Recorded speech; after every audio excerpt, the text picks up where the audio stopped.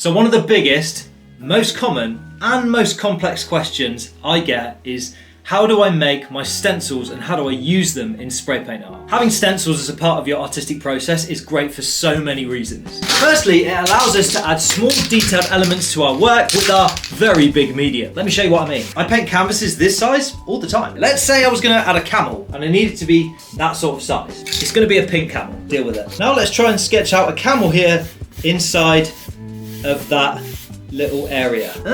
Kind of, but I think a stencil might be better, don't you? The second thing that stencils do for us is they open up a massive scope of what can be added to our artwork. We can design stencils from literally anything. Drawings, silhouettes, vector graphics, photographs, you name it, we can make a stencil for it. And we can combine those designs with our main spray paint art techniques to create something really special. One of the key things about spray paint art is the drama and the performance surrounding it. And a lot of that's to do with speed. Let's say that by some chance, this is an acceptable camel. Well, even if I was to paint this perfectly acceptable camel with a brush, it would massively slow down the process. And all of that is why I'm super excited to bring stencils to you guys. So put this down for a second, strap in, grab a notepad, let's do this. So let's go through what you need to make your very first stencil. To do that, I need to take myself out of here to here. Cutting out stencils, especially if you're new to it, is going to test your patience. So the first thing you need is a comfortable and calm space. The only other things you're gonna need are a computer, some paper to cut your stencil out of. Now I've gone for the 350 GSM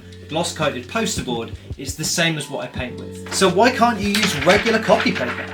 Like I said in the previous courses, this stuff is really flimsy, it will absorb spray paint, and it just hasn't got the structural integrity to make a really great rigid stencil. This, however, is thick enough to have structural integrity for the stencil, but also thin enough so it will go through just a regular office printer, which is the next thing you need. And lastly, all you need is a craft knife and a cutting mat. I bought these guys as a set like 5 years ago. They come with like 100 blades for 10 bucks, and I still haven't used all of it. I'll leave a link in the description somewhere to all of this stuff. That's literally it. That's everything you need to create your first stencil. So all that's left to do is dive in. Let's get it. Welcome to the inside of your computer, where this story begins. So we're gonna start by creating a super simple silhouette stencil. The first thing we need to do is find the reference image we want the stencil to be based off. You can ultimately make a silhouette stencil from any image, but to keep things really simple for this tutorial, I'm just gonna search for silhouettes directly. So I'm here in Google Images and I wanna find myself an elephant silhouette. You're gonna see loads of different options pop up, but I recommend going for one that is really simple to start with. Ideally, you're looking for a PNG file or at least something that's on a white background. It just makes it easier to cut it later. I really like the look of this guy, super simple to get started with, so I'm gonna right click and save the image. And once your image is downloaded, you wanna bring it into some software where you can easily edit it. And to show you how simple this is, I've just imported this into a Google Docs file. No matter what software you're using, you wanna make sure first and foremost that the page size is correct. To do that here, just go to the top left into the search menu, search for page setup,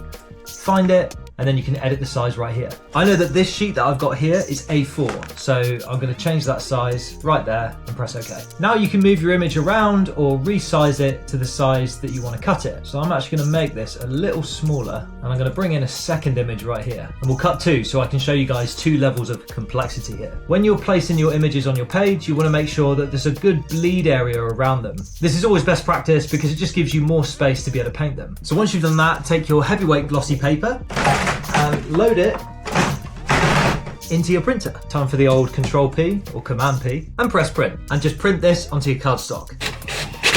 Done. So before we cut these out, I just want to give you a couple of tips and solve a couple of issues you might have when printing these. My first tip is to print this in draft mode. Every printer has a draft mode, which essentially is just using less black ink and it prints it much faster. You really don't need these prints to be perfect because at the end of the day, we're cutting all of the black out. Next, when some people print these on their glossy poster board, they sometimes find that the ink doesn't adhere or it sticks and smudges like this, you see? The first thing to do is to make sure you give this some time to dry. And secondly, if this happens, just try not to touch the black areas too much and you'll be absolutely fine. And a lot of people say to me that they can't get their printer to work with this thicker grade of paper. If that is the case, then there's an easy solution. Take a blank sheet of your heavier cardstock, print the images on normal paper and lay it over the top. Grab yourself some sticky tape and then just use that to tape your printed overlay over the edges so that it's stuck to your heavier weight cardstock. When that's done, it will hold it in place, and all it means is that you have to cut through an extra layer of paper,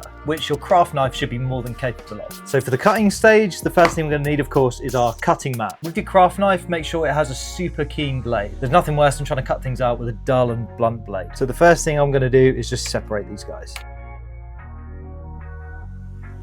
If you've got a keen blade, it should glide through and cut as easily as that. Now with this guy separated, I can get to cutting my stencil. Typically, you want to start at one point and work all the way around, following the same line until you get to the other end of the design. If you try and cut this out in sections, then you're going to forget where you were, and I promise you it's going to be a headache. Don't be scared to do what I'm doing and just turn your design. And when you're cutting through curves, try and go for it in one sweep rather than sections, and you'll end up with a much smoother edge. The key thing to remember is that this takes patience. If you try and rush through it, you're going to screw it up. If in some sections you've cut slightly inside of the lines and other sections you've cut slightly outside of the lines, don't worry about it, it's not the end of the world. And anywhere that comes to a point, make sure you stop at that point, flip it round to the opposite angle, and then come back in at the other end of the point to make sure it's nice and sharp. When it comes to the amount of pressure you use, if you've got a nice keen blade, you shouldn't have to push down too hard in order to get it to cut through. If you're finding that it's not cutting through, even with a lot of pressure, you just need to change to a new blade. And it obviously goes without saying, be careful while you're doing this. It won't take much for one slip to give yourself a nasty little stab wound. And nobody wants a stab wound. If you want to check your progress, just flip it over and you should see exactly where the blade is cut through and where a little bit more pressure is needed. And if you have any pieces like this,